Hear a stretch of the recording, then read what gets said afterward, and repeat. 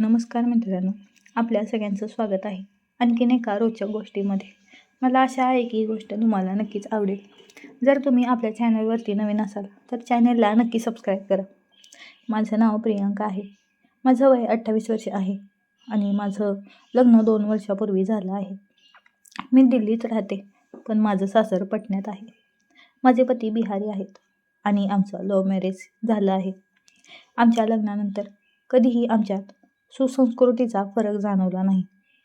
आता आमच्याकडे एक छोटा मुलगा आहे, ज्याचं नाव पवन आहे. तो फक्त 1 वर्षाचा आहे आणि कायम माझ्याच कुशीत असतो. आमच्या कुटुंबात फक्त माझे सासरे आहेत. त्यांचं वय जास्त आहे आणि त्यांना डोळ्यांनी कमी दिसतं, त्यामुळे त्यांची काळजी मीच घेते. जरी त्यांना औषध घ्यायची असो की त्यांच्या डोळ्यात ड्रॉप घालायचे असो, हे सर्व कामं मीच करते. एक दिवसाची गोष्ट आहे. माझे पती सकाळी ऑफिससाठी निघाले होते आणि घरात फक्त मी, माझा मुलगा आणि माझे सासरे होतो. त्या दिवशी मी ठरवलं की सगळे घराचे काम आटपून पवनला तेलाने मालिश करेन.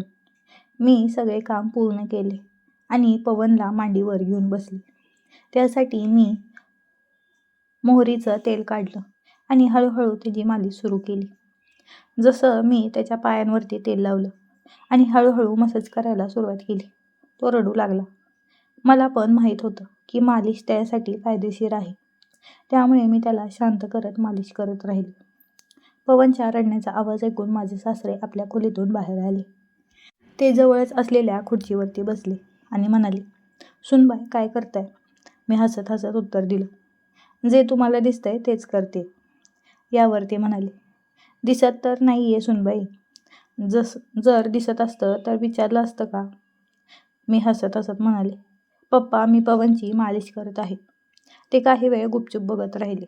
नंतर म्हणाले, "सुनबाई, मला तुझ्याशी एक गोष्ट बोलायची आहे. वाटेल, पण कदाचित तुम्हाला ती गोष्ट थोडी वेगळी वाटेल."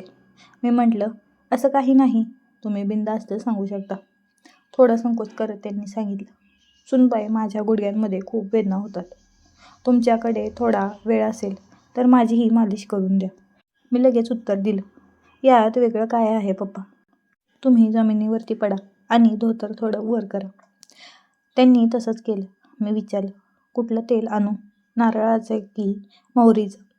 त्यांनी उत्तर दिलं, "मोहरीचं तेल आणा, त्यात उष्णता असते." मी मोहरीचं तेल काढलं, आपल्या हातात घेतलं आणि त्यांच्या गुडघ्यांवरती हलक्या हाताने लावायला लागले. नंतर हळूहळू मी त्यांची मालिश सुरू केली. जसं जसं मी त्यांच्या गुडघ्यांना घासत होते तसं तसं त्यांच्या चेहऱ्यावरती आराम दिसू लागला होता. त्यांनी म्हटले, "सुनबाई, खूप छान वाटते, असंच करत राहा." मी हसत हसत उत्तर दिलं, "ठीक आहे, पण मी जास्त वेळ नाही करू शकत, कारण मला पवनला अंघोळ घालायची आहे आणि त्याला झोपवायचं सुद्धा आहे." त्यांनी उत्तर दिलं, "जितका वेळ तुझ्याकडे आहे तितका पुरेसा आहे." मी सुमारे अर्धा तास त्यांची मालिश केली. ते खूप आनंदी झाले आणि समाधानी दिसत होते. त्यांची थकावट दूर होऊन गेली होती आणि ते तिथेच खुर्चीवरती आरामात झोपले. त्यानंतर मी पवनला अंघोळ घातली, त्याला दूध पाजलं आणि झोपवलं. हळूहळू संध्याकाळ झाली. माझे पती ऑफिसमधून घरी परत आले आणि सर्वांनी एकत्र जेवण केले. तर मित्रांनो, तुम्हाला ही गोष्ट कशी वाटली हे मला कमेंट करून नक्की सांगा. अशाच नवीन नवीन कथा ऐकण्यासाठी आपल्या चॅनलला नक्की सबस्क्राईब करा. भेटूया पुढच्या व्हिडिओमध्ये. तोपर्यंत धन्यवाद.